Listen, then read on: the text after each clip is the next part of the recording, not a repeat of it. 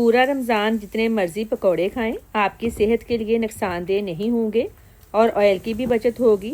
अगर आप मेरे तरीके से बनाकर खाएंगे तो वीडियो को लाइक और शेयर लाजमी कीजिएगा। एक छोटे साइज़ का प्याज लिया है, इसको मैंने स्लाइस में काट लिया है। एक छोटे साइज़ का आलू लिया था, इसको मैंने ग्रेट कर लिया है। अगर आप शुगर के पेशेंट हैं तो आलू स्किप कर दें। हस्बे ज़रूरत पालक ली है। इन तीनों चीज़ों को बाउल में डालेंगे। 2 सब्ज़ मिर्चें बारीक काट कर डालेंगे।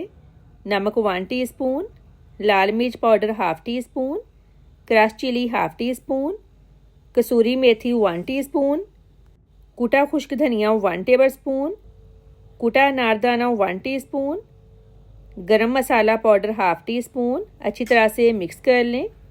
स्पाइसेस आप अपने टेस्ट के हिसाब से कम या ज़्यादा कर सकते हैं। 1/4 कप बेसन ऐड करेंगे।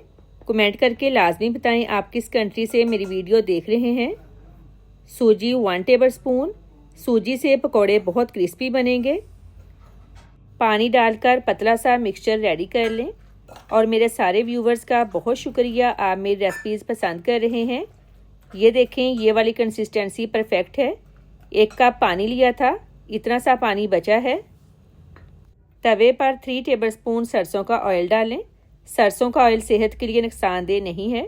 कोशिश किया करें अपने खानों में सरसों का ऑयल यूज़ करें। मिक्सचर को टिक्कियों की शक्ल में तवे पर डालें। आप लोग डीप फ्राई करके पकोड़े खाते हैं, वो सेहत के लिए बहुत नुकसानदेह हैं। इस तरह बनाकर खाएंगे तो आपकी सेहत भी अच्छी रहेगी। इस तरह से ऑयल को तवे पर फैलाते रहें ताकि सारे पकोड़ों को ऑयल अच्छी तरह से लग जाए। साइड चेंज करते हुए पका लें।